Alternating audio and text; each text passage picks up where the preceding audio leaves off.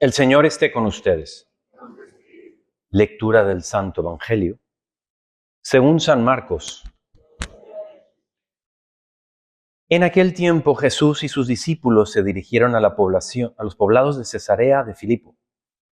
Por el camino les hizo esta pregunta: ¿quién dice la gente que soy yo? Ellos le contestaron: algunos dicen que eres Juan el Bautista, otros que Elías y otros que alguno de los profetas. Entonces él les preguntó: ¿y ustedes? ¿Quién dicen que soy yo? Pedro le respondió: tú eres el Mesías. Y él les ordenó que no se lo dijeran a nadie. Luego se puso a explicarles que era necesario que el Hijo del Hombre padeciera mucho, que fuera rechazado por los ancianos, los sumos sacerdotes y los escribas, que fuera entregado a la muerte y resucitara al tercer día. Todo esto lo dijo con entera claridad. Entonces Pedro se lo llevó aparte y trataba de disuadirlo. Jesús se volvió y, mirando a sus discípulos, reprendió a Pedro con estas palabras: apártate de mí, Satanás, porque tú no juzgas según los hombres. Porque tú no juzgas según Dios, sino según los hombres.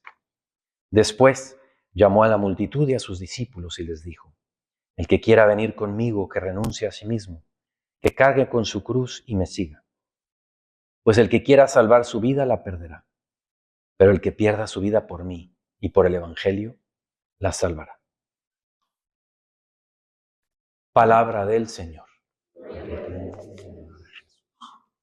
Siéntense un momentito. Tantas cosas que quiero contarles. La primera es que me sorprendió cómo cuando Dios ama, y Dios no sabe hacer otra cosa, o sea, ama ahorita, nos está amando ahorita, Él junta todas las cosas para que nos quede muy claro lo que nos quiere decir. Y nuestros cantantes el día de hoy salimos con el canto de El Señor es mi roca, mi fuerza. Y fíjense que en una de las lecturas dice: el Señor es mi ayuda. ¿En qué sentido? Bueno, pues acabo yo de terminar 8 días de silencio, de ejercicios espirituales, aquí como a 1 hora al norte. Y dentro de esos ejercicios, pues uno se desconecta absolutamente de todo. Y me tocó, además de un predicador que nos predicaba varias veces al día, los ejercicios de San Ignacio de Loyola, me tocó, por providencia de Dios, meterme en la vida de Santa Juana de Arco. ¡Qué mujer! Estoy enamorado. ¡Qué valentía! Les cuento brevemente. Ella nace al principio del siglo XV, 1409 me parece que nace. Y a los 17 años, cuando Francia y Alemania, en lo que se llamó la Guerra de los 100 años, estuvieron en pelea, y Francia y Inglaterra, e Inglaterra invadió la parte norte, Normandía y la Borgoña, que está en la parte norte de Francia. Y los franceses eran muy pusilánimes, que significa de ánima pequeña. Había un rey, Carlos VII, débil como él solo, que realmente no había sido coronado. Habría que remontarnos a aquella época y no pensar en el mundo como lo entendemos hoy. Allá no había internet, las comunicaciones. El hecho es que tenían un rey débil como él solo. Y le aparecen unas voces y le hablan a Santa Juana de Arco a sus 17 añitos. Dice ella que era Santa Margarita, Santa Catalina de Siena y San Miguel Arcángel. Y estas voces le dicen: necesito que liberes a Francia de la ocupación extranjera. Ve a tal lugar y pide armas y fuerza, y tú liderarás el ejército para ir sacando a los ingleses de aquí. Ahí como uno ve que Dios, interesada en la Francia católica, se involucraba en mandar a la guerra. Hay guerras que son posibles y buenas y lícitas. Hoy en día casi no, pero en aquel entonces sí. Y entonces le dice: vas a ir y vas a hablar con el rey, con el delfín, delfín es la palabra que utilizan en Francia para decir el que va a ser rey, pero para convertirse de delfín en rey necesita ser coronado. Y entonces le vas a decir que te apoye, que te dé un ejército, reúne a gente. Y entonces ella fue tumbando empujando de los pequeños como asentamientos ingleses a todo el mundo.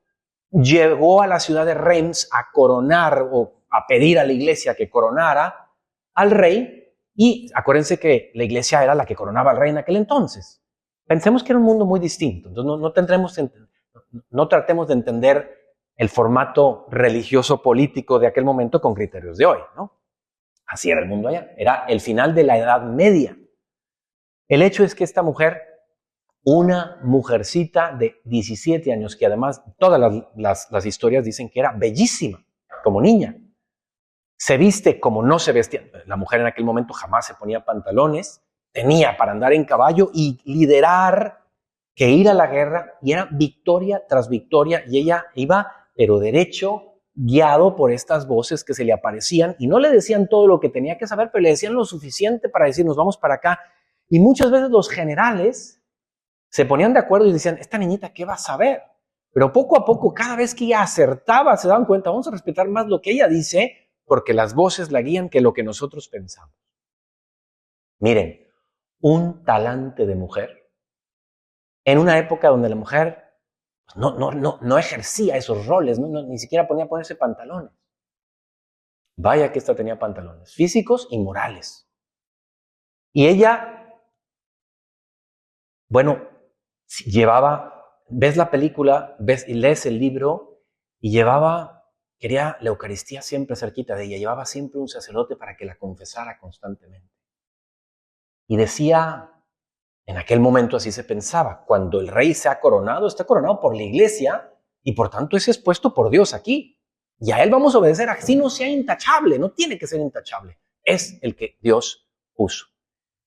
Pues llega el momento, después de triunfo tras triunfo, cumple ella 18 años, 19 años, y es una tristeza. Como los pusilánimes franceses, que estaban coludidos por flojos y gallinas con los ingleses, no todos, los reinos del norte, los de Borgoña, y entonces la entregan a los ingleses. Y en una especie de confabulación la quieren juzgar entre la iglesia y los ingleses. Ella decía, no, que me juzgue la iglesia, yo no he hecho nada aquí. Una mujer intachable. Y eran interrogatorio tras interrogatorio tras interrogatorio, una bola de estupideces. Que si tienes los pantalones, que si te pusiste que no los pantalones, que el pelo no sé qué, que si las voces te hablan, que si no te hablan, que si te dijeron, que si el rey. Pura tontería para eliminar, porque Inglaterra era muy poderosa, pues tenía comprado al norte de Francia. Al fin, cuando es capturada, es metida en una torre, en un calabozo, con un tremendo miedo, y ella, aunque era muy fuerte, pues de repente le salía lo niña. Se ponía a llorar. Y decía, todo menos la hoguera. Decía, mira, que me degollen. Pero ella jamás habló de lo que Dios no le autorizó a hablar. Y les decía, le rendiré cuenta solo al Papa, no a este tribunal eclesiástico falso. Y muy decepcionada de que el rey al que ella había rescatado y hecho coronar, la abandonó y no la rescató. Tienen ustedes que ir y buscar la película o leer el libro. Ya sé que son flojitos, van a ir a ver la película, ¿verdad? Bueno, me va a durar en el corazón, yo creo que al menos un mes, el decir, qué mujer que no se arredró ante nadie, porque solo le respondía a Dios y al Papa. Sabía que ese tribunal era falso, aunque estaba delante un obispo que yo no sé dónde está, pero me atrevo a decir que le tengo rabia por lo que le hizo. Y la fueron quebrantando a la pobre niñita de 19 años. Le hicieron preguntas 65 hombres sin darle un abogado. En aquel momento, alguien que le ayudara, que la aconsejara, todos contra ella. Y sus respuestas venían como lo prometió Dios. Yo te diré qué responder. Era intachable. Por ejemplo, le preguntaron, me voy a alargar un poquito en la homilía, le preguntaron, ¿estás en pecado mortal? Porque así la podían pillar, porque en aquel momento todo giraba en torno a la religión. Y responde ella, sabiendo que le estaban tendiendo una trampa, dice, si no lo estoy, le pido al Señor que me lo devuelva. Y si sí lo estoy, le agradezco porque lo estoy. Y estos decían, esta niña tiene una sabiduría que le viene de otra parte. No tiene la edad para responder tan magistralmente. Repito, la agotaron hasta que, tendiéndole todas las trampas y estando en una zona inglesa donde la gente apoyaba que la mandaran, que la ejecutaran, porque seguramente que les contaron la historia equivocada, como pasa muchas veces hoy en la política o en el mundo social. Pues esta mujer, llegó el día donde todo el mundo, bueno, el rey le dijo, ya no pelearemos contra Francia. Aquí estoy volviendo un poquito en la historia, pero le dice, no pelees contra Francia. Entonces, claro, la capturaron los ingleses porque no hubo apoyos del rey. Y entonces, el 30 de mayo de 1431, le anunciaron, hoy morirás en la hoguera. Prepararon una hoguera gigantesca. Obviamente se puso a llorar, como lo que era, como una niñita. Perdió, bueno, en uno de los interrogatorios la sacaron tanto de su, la habían agotado, no le dejaban dormir. Entonces ella abjuró, o sea, se desdijo de algunas de las cosas que las voces le habían dicho. Ya que se recuperó, las voces le dijeron, no debiste haber hecho eso. Y ella dice, bueno, es que yo estaba fuera de mí, me agotaron, no me dejaban dormir. No había pleno consentimiento. Si ustedes vieran la escena, la pobre niña en cadenas, hombres fuertes, militares, sacando una niña de 19 años. La suben toda vestida de blanco y le pusieron un gorrito que decía hereje, difamadora, 4 títulos, no me acuerdo cuáles eran. Y ella nada más pidió un crucifijo, se lo puso aquí y pidió, pónganme un crucifijo enfrente. Contra todo el reino de Francia y todo el reino de Inglaterra. Una niña de 19 años. Y empezaron las llamas y ella solo rezaba por los que estaban alrededor. Hasta que empezó a sentir el calor y nada más dijo, Jesús, con la cruz enfrente. Y se quemó, la quemaron. No podemos ni imaginar lo que es ese dolor. El misterio. Señor, la abandonaste. No, hombre, esa mujer está sentada a la derecha del Padre junto con Jesús y con María. Pero lo que yo me pongo a pensar, ¿y qué tiene que ver eso con las lecturas de hoy? Pues que aquí vemos la lectura de San Marcos, en donde Jesús en un camino con sus apóstoles les pregunta, ¿y quién dice la gente que soy yo? En otras palabras, ¿quién es la verdad? ¿O dónde está la verdad? Y ellos dicen, pues hay muchas opiniones. Bueno, pero ¿y ustedes? ¿Quién dicen que soy yo? Y en esta lectura, que es distinta a la de San Mateo, dice, tú eres el Cristo, el Hijo de Dios, y no aparece cuando Jesús le dice, bienaventurado tú, Pedro, porque esto no te viene de la carne, sino te viene del Padre del cielo. Y sobre esta roca edificaré mi iglesia, ¿se acuerdan? Pero eso no viene en el Evangelio de San Marcos, porque probablemente San Marcos era discípulo de San Pedro y no quiso mostrar cómo el Señor le echó esa flor para luego decirle lo que acabamos de escuchar. Apártate de mí, Satanás. Marcos habrá dicho, no quiero poner en vergüenza a Pedro, el Papa. Y no nos narra eso en este Evangelio. Pero ¿qué nos enseña el otro Evangelio? Y se complementa uno con el otro. Que para serle fiel a Cristo, no se trata de que Jesús dijera, ay, mi corazoncito, es que no le puedo hablar fuerte a Pedro, porque se me va a sentir. Pedro está obrando con criterios humanos. Apártate de mí, Satanás. ¿Cómo le haces tú, querido amigo y amiga, para cumplir con lo que pide Cristo? ¿No será a veces que nos tocamos demasiado el corazón, lo que a veces se llama razonamiento emocional, emotional reasoning, para no hacer lo que tenemos que hacer? Para no llamarle a las cosas como les tenemos que llamar.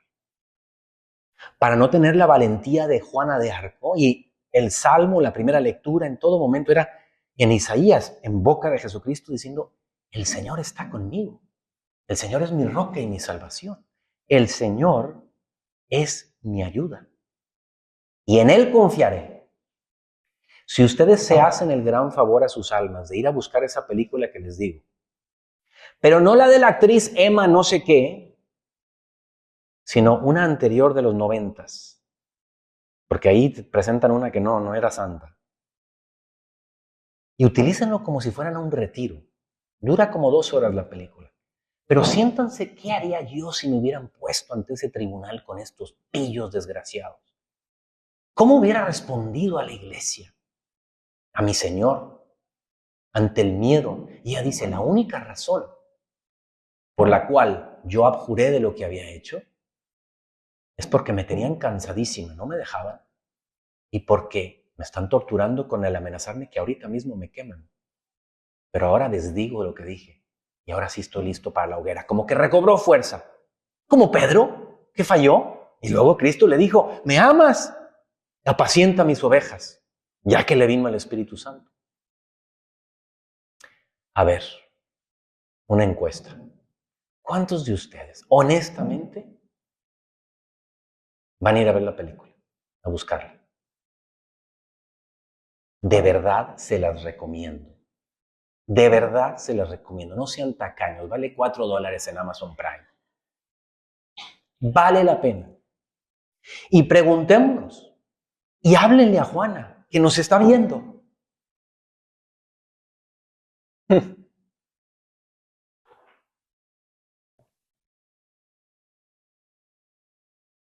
Danos tu valentía. Tú, Juana, que fuiste de los mejores apóstoles que ha dado la Iglesia Católica. De los mejores apóstoles. De quien puso su confianza solamente en el Señor. ¿Por qué? Por lo que dice este Evangelio. Porque quien quiera ganar su vida, la perderá. Y quien la gane para esta vida, la perderá en la vida eterna. Poner los ojos solo en Cristo, como lo hizo ella. Hay tantos ejemplos que tenemos, pero el de ella es de los casos más notados de la historia de la Iglesia y por eso ella es patrona de Francia. Por algo. Francia hoy es una pagana de primera categoría, como por desgracia vimos en los Juegos Olímpicos. Pero se le llamaba la hija predilecta de la Iglesia. Y ha perdido todo. Como lo podría perder Estados Unidos, como lo podrían perder nuestros países. De ser muy católicos a de repente deslavarse la fe. La fe no va a desaparecer del mundo.